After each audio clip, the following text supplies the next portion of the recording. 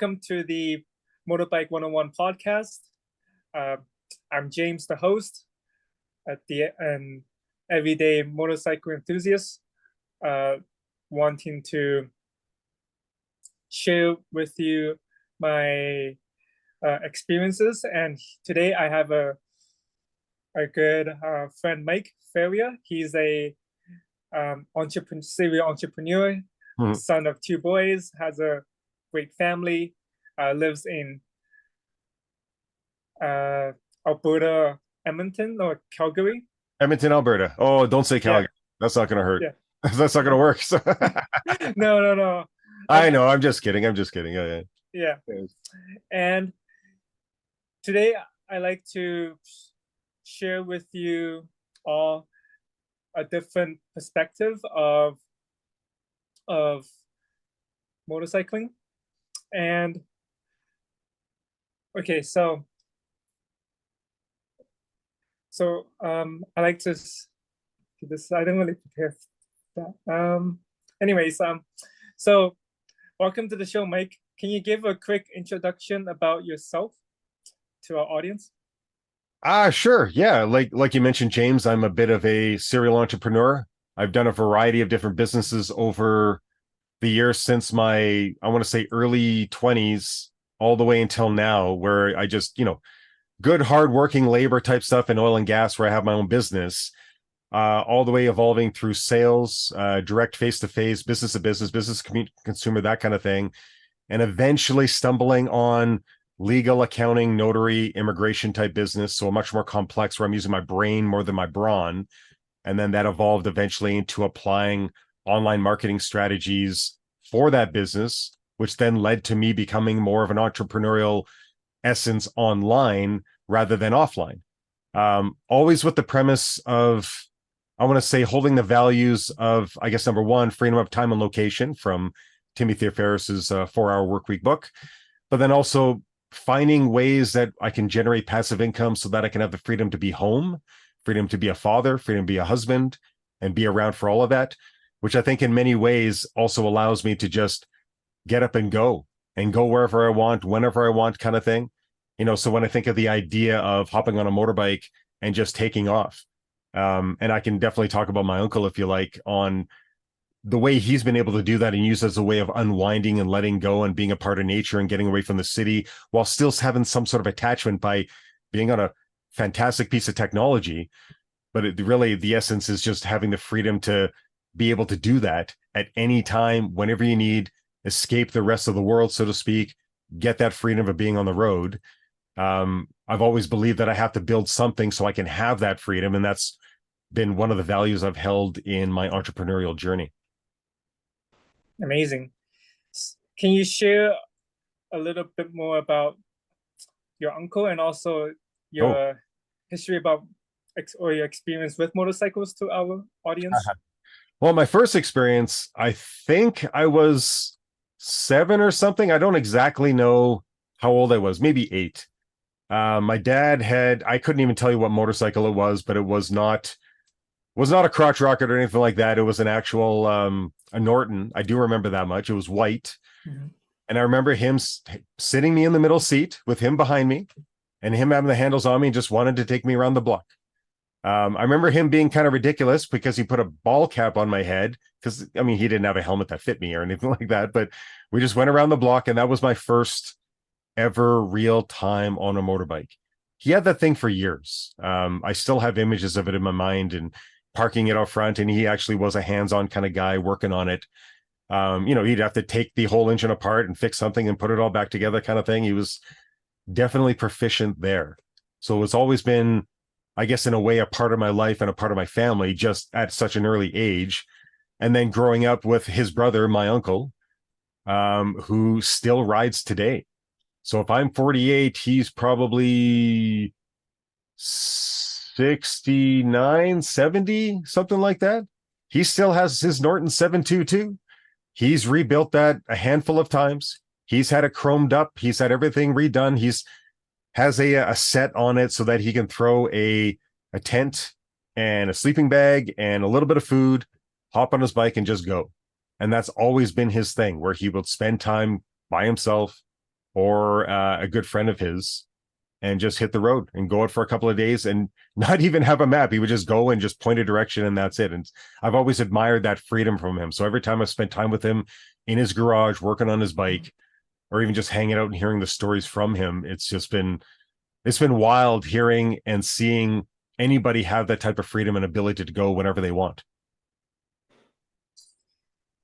That's amazing. With the what kind of freedom and emotions do you have when you get on a motorcycle? And being like a busy family man and running your own business, how do you find motorcycles now in your life? Well, as far as how I feel, I mean, I more enjoy just getting away from things. And whether it's, my truck and our travel trailer and we get the whole family and go camping, or if it's just getting on a motorbike and just hitting the highway, if it's about taking off, it's taking off. I do find being in the city to be a little bit, too busy, too distracting, too many things going on, that just being able to just go elsewhere. And as soon as I hit that highway and get away from it, I can feel a weight lifted. I don't know how to describe that. It's just a sense of, once I can let go with all the distractions and all the responsibilities and everything, it's as if my mind clears. Any stress I have, it just lifts off, and then it's gone. And that's, yeah, it's a tough way to describe it. I don't know if that at all makes sense, because we're talking about feelings here, right? And how do I describe how I feel on that? I'm not sure, but anybody who has experienced any sense of that, I believe they probably get or understand what that really is about. Just being able to have that burden lifted, and even if it's just for a few hours, never mind days, taken off for the weekend, whatever it is. Yeah, it's such a relief that every time I go and then I come back, I feel refreshed and ready to take on the world once again. And on that note, how important is it for someone to work on their headspace to just take a mental break from all of the day-to-day stuff or social media, and just to clear your mind if you're out, and maybe not motorcycling, but just out clearing your mind? Well, just anything. Yeah, yeah, of course. Well, I do remember when I would go, it would sometimes take me a couple of days to let go. Like, so, we would go, we'd hit a campsite or whatever it is and just get things set up. And it wouldn't be until, so if we did that on a Thursday, maybe Saturday is when I actually feel that burden lifted, that release of the energy, and my mind space kind of open up. Today, it's like my headspace is open before I even get on the vehicle and go. That's one thing I've noticed. So it's taken me some work to actually get to that point. As far as how to get there, that's an interesting, I guess, way of approaching it. But I don't know that you can appreciate your time away and getting on that highway and taking that break, if, like, for me anyways, what I was able to do to actually be able to let go. Because if I hold on to it while I'm out there, I could just keep driving and driving and driving, and I won't stop because I'm still holding on to it. It's still there. It's like I left the city, but it hasn't left me, I guess, if I could try to describe it in that sense. Being able to let go is probably the main thing anybody needs to do. So working on whatever they have going on in their head, or their energy, their emotions, whatever it is, finding a way to, still want to focus on it, still want to solve it or whatever it is, but being able to let go of that, and then step away from it, trust that, a solution will arrive, trust that it will figure it out, trust that I'll figure it out, and being able to detach myself for it, letting myself go for a couple of days clears my mind instantly nowadays. Then when I come back, it's like ideas just show up, solutions arrive. It's so much easier when I've been able to let go, come back, circle around, then face it again. Whether it's a 20-minute break if I'm in front of a problem right here on the computer, or if it's a couple of days on the road, it's like sometimes it's just the same result. But if I can't let go, I don't accomplish anything. So do you have any tips on to our audience for letting go, especially when it comes to like Mm. riding a motorcycle, and maybe they have some like obstacles in their mind from an accident or from a bad experience. Oh, okay, How can okay. they let go and kind of just ride? I've had those experiences, so I think that's interesting. And actually, I mean, obviously, you and I, James, we've talked a lot off camera, kind of thing. But you just reminded me. I mean, I was on a bike and I was hit by a car Oh, got it. in my 20s, and it was a silly situation. I didn't get horribly hurt or anything like that, but it was still a shock to my mind. And it didn't quite kick in right away. And that I found really fascinating. And then years later, I was not on a motorbike this time, but I was in a truck, hit some black ice, hit the ditch, flipped over, that kind of thing, and lucky to walk away. So anyways, so as far as Just to hold that thought about yeah, the accident with the on the motorcycle, was it your fault, or how did that exactly happen when the they truck they hit? ran they ran a red light. Okay. That's all it was. And it wasn't like they were going, 50 or 100 or anything like that. They were probably just accelerating into it. So it wasn't that hard. I was able to stop and steer and kind of hit the side of the car. Mhm. Um, so I wasn't hurt necessarily, and it could have been a lot worse. A fraction of a second earlier for me on that road, and I'm on their windshield. You know, forget about it, right? I'd have Mhm. cracked shins or something like that. It doesn't matter what speed you're at; that could cause some serious damage to anybody. Mhm. So that was 1996. Now that I think about it, I can't believe I forgot all about that. Like that's I didn't know geez. about that, but yeah, Well, interesting. and that's kind of interesting. So I think what I was trying to get at when my memory was jogged when you asked that question was, how do I let go of those things? Because you talked about, the fear of being on a motorcycle. Well, I can tell you, my wife fears it all the time. She doesn't want to go near those things, but that's her own preconceived conception of what they are. You only ever hear about the accidents. You never hear about the millions and millions of times, never mind, probably billions of kilometers that people have driven on, in our province, never mind all over the world, where nothing happens. Everything's fine. You only hear about the worst case scenarios. And I say that, James, because there was a friend of mine in high school, his brother died in a motorcycle accident. I guess it would have been, for me, geez, 1994, I believe. And it was such a silly thing. I don't know how fast he was going in the neighborhood, but it was just some boulder on the side of the road, or like between the sidewalk and the edge. Somehow he went a little bit too wide, hit that boulder, flew off of it, and then died. I assume he was going way too fast because, why would he go that far to the side? And how would he hit it so hard that it would cause him to collide with something else and then, pass away in the event, kind of thing? Um, Mhm. Never mind all the traumatic experience of everybody at that age having to face something like that with somebody that they know and love that was Mhm. way too young to have anything happen to them. Just, anyways, so how do you face those things and not continue to fear and get back on it? I know on my accident, it didn't take me that long, but I did avoid it for a while. The later accident when I was in a truck and flipped in a ditch over black ice, that took me a long time to get back in. It was a much different shock.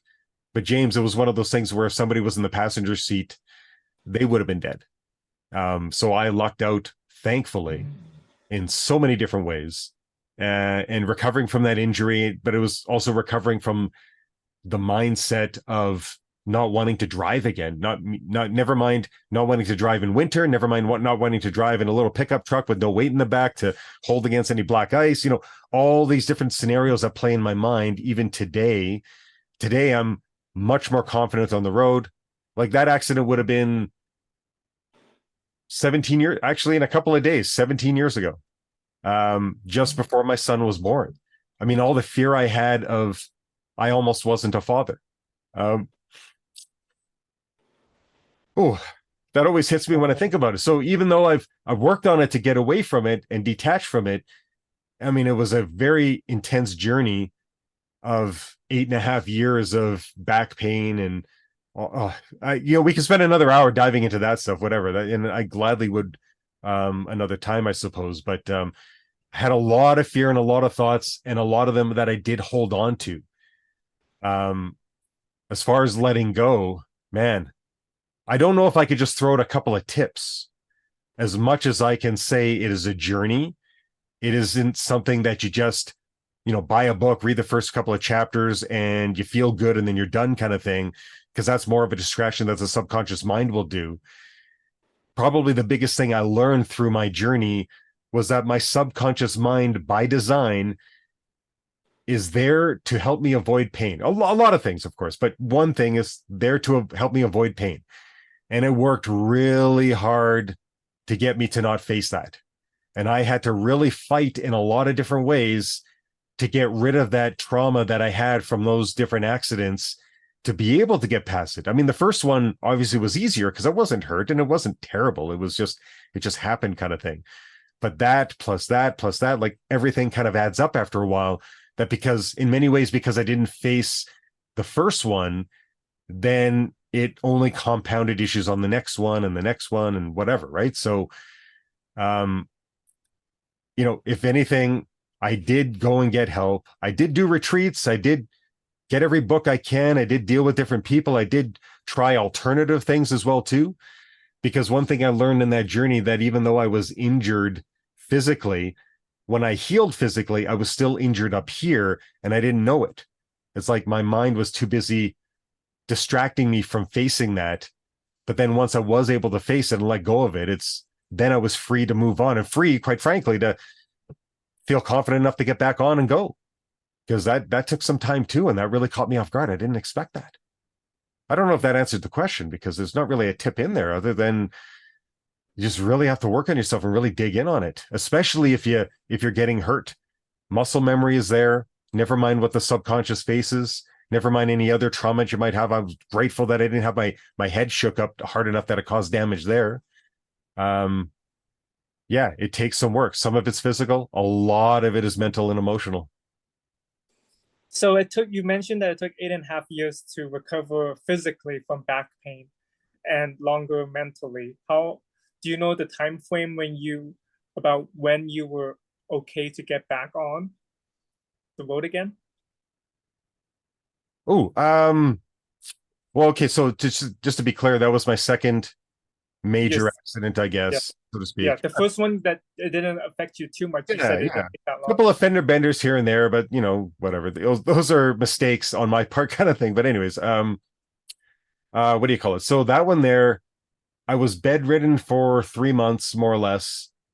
And through that 3-month period, plus at least another 6 months after that, constant 2 to 3 days a week, chiro type therapy. So chiropractor, massage, deep tissue, acupuncture, just a variety of different things to go after the physical. Because right here, all the way to my ankles on my backside was all black and white, or sorry, black and blue. I don't know why I said black and white, but black and blue anyways, right? So, and it was interesting, James, because I walked away, and for the next day or so, I seemed fine physically. And then I want to say 2 days later, I woke up and I couldn't move. I just locked up. And then, then I could see everything just kind of kicking in, and yeah, geez. So I had no choice but to drive eventually, because I couldn't just walk to the bus stop and catch a bus to go see my chiropractor. And my wife wasn't always available to drive me. And, 6 months or so later, we had our firstborn. So she was busy with that, right? I mean, what do you do? So I eventually had no choice but to, what do you call it? Get back in the vehicle and do it. So it's almost like, I think the pain was a bit of a motivator, because I had to go and I had to heal and I had to repair myself so I can get back to work, get back to running my business, quite frankly, at the time. And then, well, I'm a father now. I have to provide. So it's almost as if I had no choice but to face that fear. I wasn't quite ready for it, and I was slow, and I started out just taking neighborhood roads before I got on the main roads, and just again, I had the fear and those three motivators to force me through it.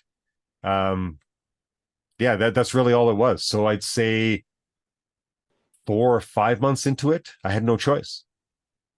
Would you say fear is a bigger motivator for you or pleasure? Because they say fear and pleasure motivates all of us.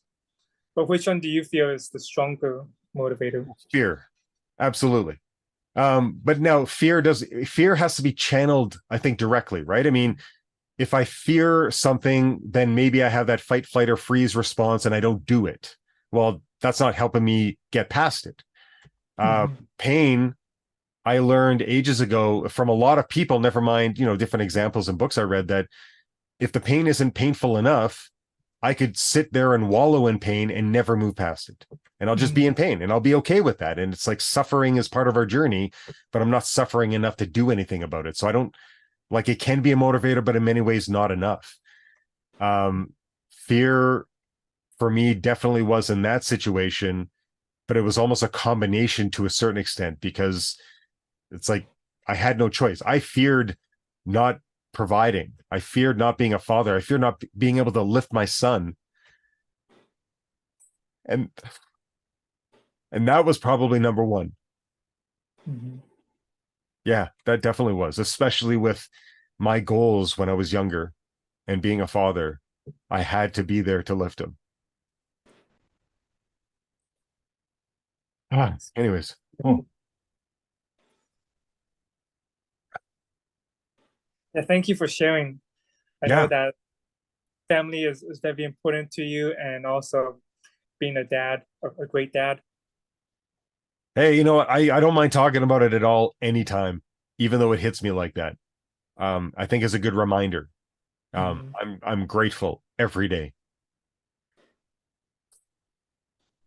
Every day. So, yeah, I Anyway. think, yeah, thank you. And also, I feel with what's going on today, with the socioeconomics, people may not be in the best place, whether they're on a motorcycle or not. But how can someone who's not as grateful become more grateful, maybe if they're not in a good place? Oh, geez. Well, I suppose, I mean, I probably a first step is that they have to be aware that they're even in that state.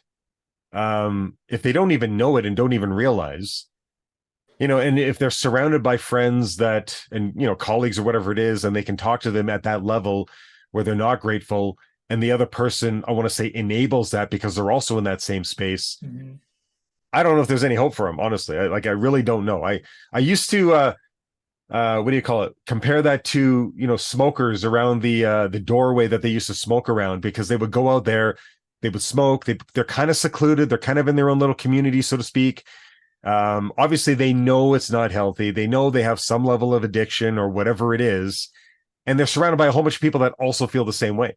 Even if they were a positive attitude person trying to move away from that, every day they would still have to go out to that door and be with those people. Like, they're kind of forced into that. So how do they break out of that? I don't know. That's, a fascinating thing. I'm grateful I didn't never had to face in that environment, I suppose, anyways. But for those that at least are aware of it enough that they know they need to make some sort of change, that awareness, I do believe, is the first step.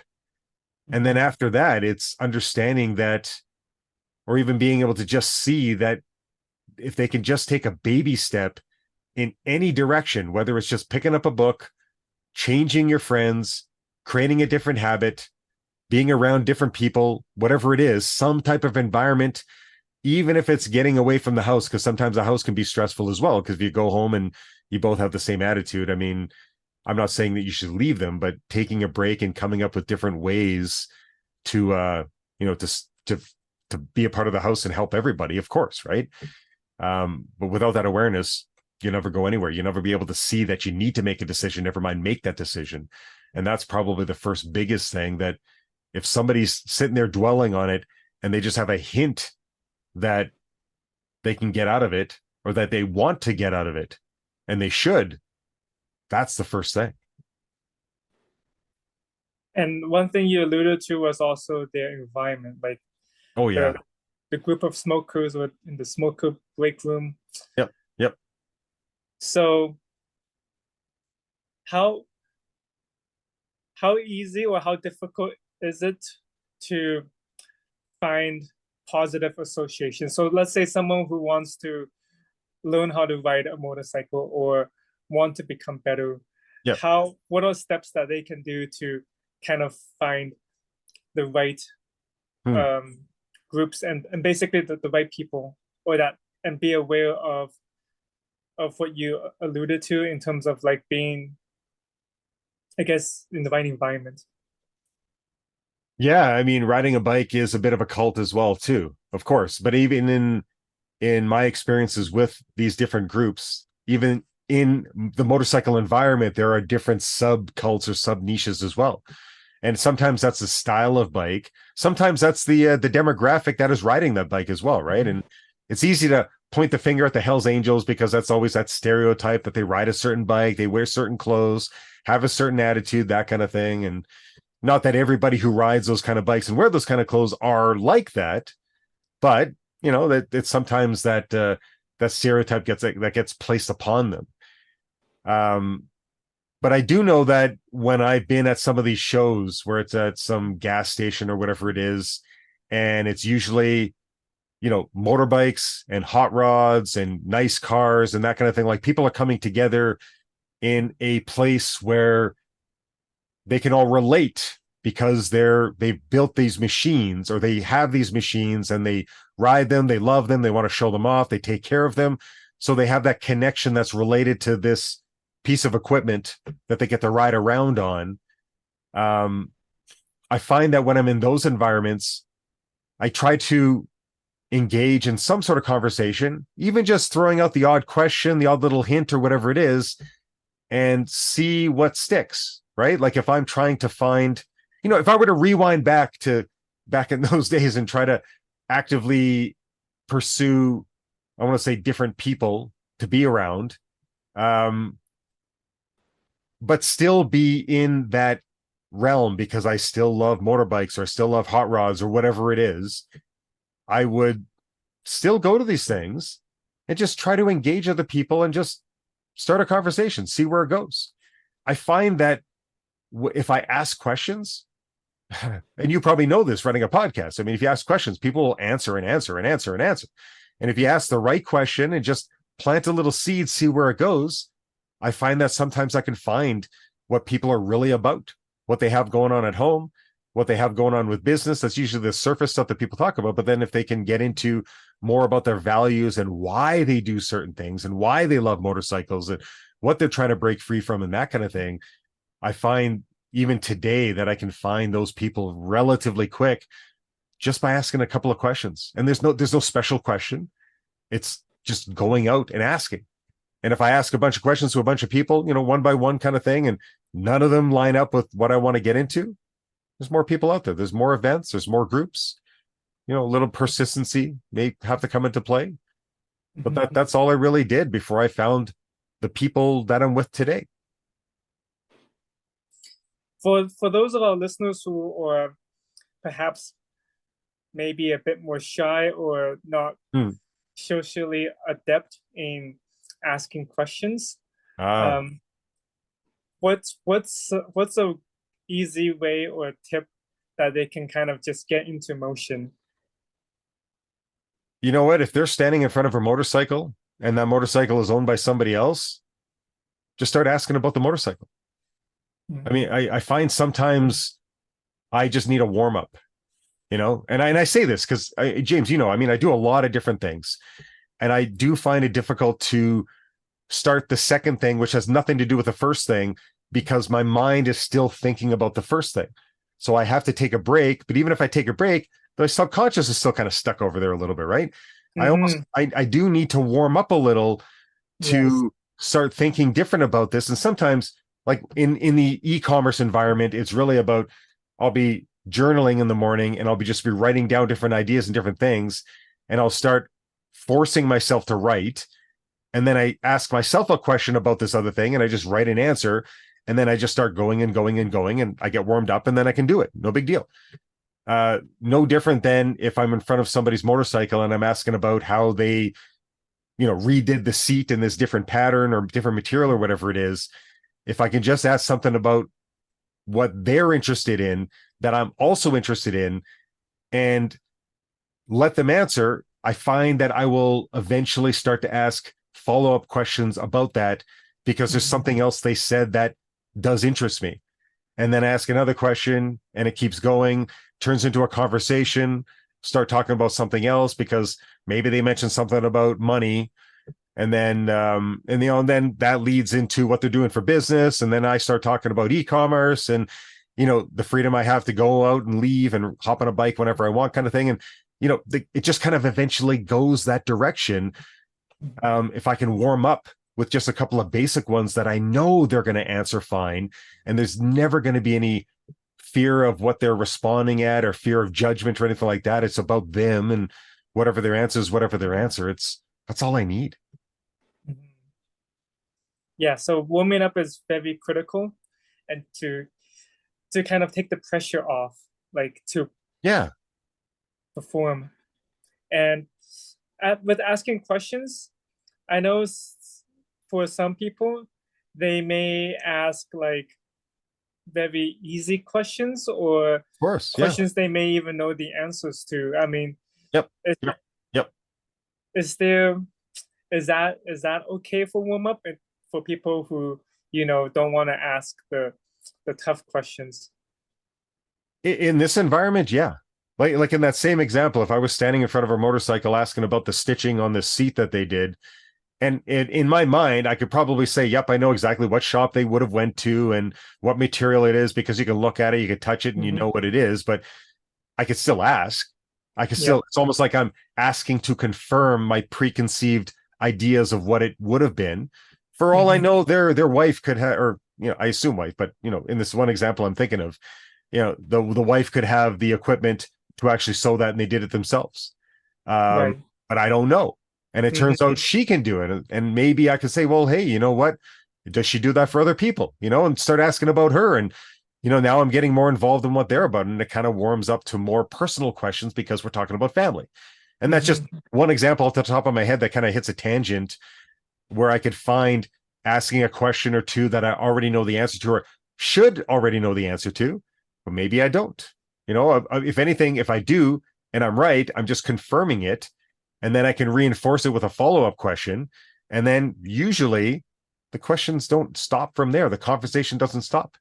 If you're asking somebody about themselves, I mean, what am I doing right now? I'm rambling about myself. They ramble about themselves. We all do it. We all love talking about ourselves. And I think a part of it is because if I ask somebody a question about them and it's something about they love and are passionate about, I'm interested in them. Who doesn't like being interested in? Then they start to validate themselves and realize that they are appreciated, that somebody's appreciating the work and the passion they're into. It makes the conversation so much easier. If I'm waiting for somebody to ask me a question, I could wait all day and nobody asks. How would I know? Nobody's interested. And then I could fall down a rabbit hole of thinking negative thoughts about myself. But if I ask somebody about themselves, usually they end up asking questions about me too. Like it ends up going back and forth. It's kind of fun. It is. And yeah, it makes a lot of sense. I mean, sometimes we have preconceived notions and we think we know, but you never know until you ask. So yeah, it's very true. And then I have one more question before the end of the podcast, and that is, when it comes to motorcycling, how important is safety and proper gear for for a new rider? That's almost too easy. I mean, now you could wear a big sumo suit layer of everything and you could still get injured when it really comes down to it, right? So if that's going to stop somebody's fear of getting out there, then I suppose you can wear that sumo suit. And I joke because I don't know there's a sumo suit for motorcycling, but you know what I mean, right? I've Mhm. seen cyclists where they're wearing thicker jackets, the big pads on their shoulders, on their wrists as well, and on their pants, and there's nothing wrong with that at all. In some ways, I believe people don't wear enough gear sometimes, not just because they're confident or arrogant or anything like that, but it's almost like they perceive that they don't want to be seen as weak, or whatever you want to call it. And maybe that's my own mentality because I kind of grew up around that if I wear too much, I'm weaker and whatever it is. And name calling kind of shows up in my mind. But anyways, right, like because some cyclists, there's a bit of an attitude, right? And I've been there. Like I remember a oh geez, we were on the way to Canmore, or it was Canmore to Banff, one of the two, like in between on that highway, right? And we're coming around this curve. Hotels are on the right. I don't remember the name of the hotel, but I can tell you the exact color and everything like that, right? But to the right of us was an older style motorcycle, and I say older like a Harley with the what do you call it? Like a chopper, I guess is probably more easier to describe it. And it had a sidecar. And I tell you, that guy wore barely a helmet. Like shorts, sandals, a jean vest. He probably just had a muscle shirt and that's it underneath. Barely a helmet because it was loosely on, sunglasses, and he was smiling. He was having a great time. Hair flying in the sun or in the wind. Sorry. Anyways, and then the gentleman in the sidecar. I mean, he was probably more protected because he's got this sidecar around him, but his arms are out and he's laying back and like they must be just best friends, whatever, right? And they've been together for who knows how long. But you know, I love that attitude. I love the idea of getting out there and just feeling free. And they will probably go through their entire life riding all the time and never hit a speed bump. You know what I mean? I don't mean a speed bump literally, but never have a glitch like that because most riders don't. But we always hear about the fear. We always hear about the worst ones. I think for Mhm. beginners, start out just playing it safe, especially when you're still kind of build up your confidence on actually handling that bike. I mean, even sometimes even just I remember being on one going slow, and it probably was earlier, anyways, in my journey, so to speak, um, where I felt confident. I felt like I was all right, but I ended up just coming into the parking lot a little bit slower than I expected, and I lost my balance coming off of it, and the bike still kind of went, and I kind of lost control, and it was heavy.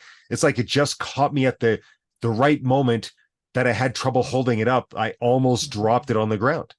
Um, you know, even though I felt confident, I wasn't strong enough still for such an awkward position to be in, something that has never happened since then and only happened once, but it happens.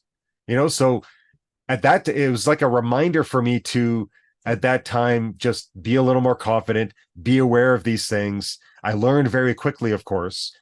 There's going to be situations like that for any new cyclist out there that's going to get on these things. There's nothing wrong with having a little bit of extra gear, nothing wrong with getting a little bit of extra training, nothing wrong with just getting out just to practice, just leisurely rides, nowhere to go, and just take your time when the traffic is low, whatever it is, and just do it over and over and over again. As you build up confidence, maybe you don't worry about the jacket as much, but think about that later. Right now, wear the right jacket, wear the right pants. Could be fine. And just that also reminds me of the incident you had on your motorcycle with the truck. Oh, At that yes. time, uh, were you were not majorly injured, but did you have any scratches on you when you hit the side of the truck? And what were you wearing? Oh, geez. I wasn't wearing pants. I remember that much. Okay. Would have been runners and shorts, and I probably had a jacket on. I don't remember that part. I remember being at the intersection, going through relatively slow. Um, and I think the light just turned green or shortly thereafter, but it's not as if that car was um still going 60 trying to go through that intersection. They just didn't notice it. They came out of an alley and turned out, so they were already kind of going slow, but they were accelerating and then they went through. Um Did which it is celebrate why on I the had like yellow or green?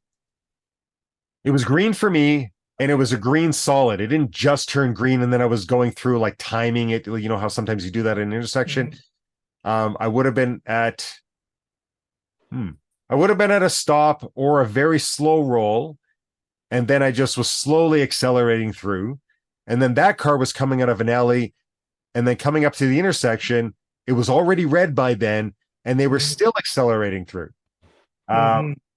what do you call it? So it was just, in a way, it was good timing. Like I said, I hit the side of the car, not the front. So I wasn't Yeah. in a part of the windshield. I was able to stop, steer, so that it's like I went on the side while the car came across. So I ended up hitting it. I don't know if you can see that like that, Yep. rather than me hitting like this or Like them a hitting T-bone. me. Was able to stop and swerve and slap the side of the vehicle. So my right arm, my right leg would have hit the vehicle, not anything else. I don't remember. I don't remember bleeding. So maybe I had a couple of scratches, but nothing traumatic in that sense. It was more that I collapsed on the ground and was in shock, and I just kind of sat there for a while. Ambulance eventually showed up, took me away because they were there, whatever. But I wasn't injured. I was just in shock. So I wasn't no physical injuries there, anyways. Right. Do you remember exactly what happened after you made collision as you fell down? The following events? Was it Huh. pretty like quick? Like they called the ambulance, police. Um, it was what do you call it? There's a gap in my memory. Huh. I'll admit that. I Mhm. remember coming in, colliding with it sideways, and then I remember sitting on the corner. I didn't pass out, that much I know. Like, people were around and they helped me and that kind of thing. It's just that I don't consciously remember how I got from the middle of the intersection to the sidewalk. So Mhm. there's still a gap there in at least what I recall. I mean, I remember so many other things. I remember where the sun was and the time of day. I remember the car being red, and I remember the lady coming out and she had a clipboard in her hand, and all, like, I remember all these other aspects, but there's just a gap as to the moment I struck the vehicle to when I was on that corner. And everything I've learned since then about the subconscious of my mind and, my other ex and that kind of thing, it's like there's, my subconscious just tucked that away, for whatever reason. Mhm. Not that it was anything really traumatic, it just hasn't come back to me, and maybe it never will. I mean, it was what, 95, I think, ish. Yeah, 95. 1995, because I Mhm. started my oil field company in 96. No, sorry, hold on. Yeah, no, that's right. Anyways, yeah, that's what it was. Sorry. So over 20, about 19 years ago. Holy smokes. Yeah, geez, that was quite a while. That was my 20s. Yeah. So just early in your 20s, you already had this incident. Did that affect how much you rode after that? Well, I wasn't hurt, so I think within a week or so I was back on. Yep. I mean, I wasn't riding every single weekend. I wasn't riding every single day. Yeah, I mean, actually, back then I was playing rugby and I was playing semi-pro football. So I Mhm. couldn't ride my motorcycle to practice because I'd have all these equipment on my back, and I'm not going to do that on a motorcycle, right? So I'd Yeah. take off in my car, whatever I had at the time. So because I had practiced almost every day, I didn't ride every day. So for me, a week or two break would have been semi-normal. So Mhm. it's not, but again, I don't recall having a mental barrier that stopped me from riding, other than I know I had a couple of days where I just took time to make sure that I was healthy, because I didn't want to go out into the field and run around and get hurt or whatever. I just took a couple of days to, I don't know, figure it out, I suppose, physically. Yeah. So I mean, having played like contact sports like rugby, having a little scrape with the side of a truck Oh yeah. didn't really wasn't a shocker to you. Yeah, I guess in some ways, what do you call it? In It's some like I ways, got maybe touched. it prepared me. I don't know. I don't Yeah. know. There's a sales training guy who passed away years ago. His name's Chet Holmes. I remember him telling a story, and this reminded me of my accident when he told it. my second one, the big one, right? But because he was, I don't know if he was a black belt, but he was definitely high up in karate. But I think it was a black belt. He must have been. But he lived in, I think, California or somewhere around there. I'm getting some of the details fuzzy. It's been a long time since I've heard this story, but he ended up going off the edge of a road and there was a hill and he rolled his car down there. But I remember visualizing him describing it because he said it's like his karate kicked in. So he let go of the steering wheel so he didn't get tense and he started doing these kind of things as he was rolling down the hill. That he Mm. actually had very minimal injuries, according to him. Since then, he was able to get up and walk away, and he didn't experience what I experienced when I rolled in a ditch. Never mind down a hill. But I remember him saying like he just, So you asking me that question reminds me of that because yeah, in rugby you learn how to dive and to roll out and that kind of thing, so you're not colliding with the ground head first or whatever. So did some of that kick in? I'm sure it did. Yeah, definitely. Yeah, because you mentioned you didn't have like all like heavy gear on, you were wearing shorts, but at Yeah. the same time you had minimal injuries. You don't remember any bleeding, maybe a couple of scratches or bruises, but you were still walking Oh yeah, after. yeah, absolutely. I did go to practice about a week later, that's for sure, and I still hit people and they hit me and everything was fine, right? So yeah. Yeah. And would you say that was like from distracted driving, but as the lady came out with a clipboard, Oh yeah.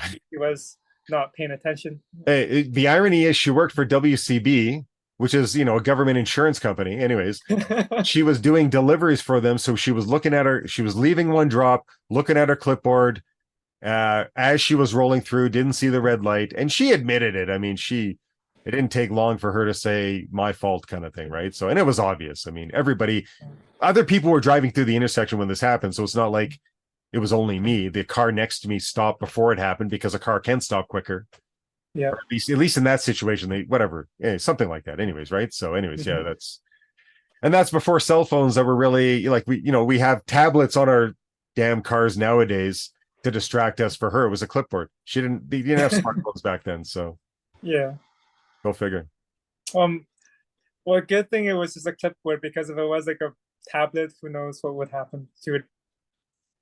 Yeah, I don't know what to say, but in some ways that tablet would have GPS. It would tell her exactly where her next stop is. She wouldn't have to look down at the address, Oh so yeah. maybe it Okay. would have been better. Who knows? I don't know. Yeah. Yeah. That's for somebody else to figure out. Great. Yeah. Well, yeah. Thank you for your time, Mike. It was Oh, my pleasure. Yeah. great. And do you have any last parting words for Oh, just people or motorcyclists getting getting out there on the road, especially right now? It is winter time, but like yeah. coming spring. Well, it's winter for us up here, but it's not winter for everybody. So I'm sure there are people riding, middle of the US or something like that kind of thing, right? So I do love when it melts enough in my city. Um, you know, first people out there, there might be a little bit of gravel on the road, but they still get their bike out because they cannot wait. I think if anybody is listening in and they're new to this, yeah, if you can see the same type of passion and the same ideas that people have when the snow melts and they can't wait to get out and they get out, and try to seek that if you can.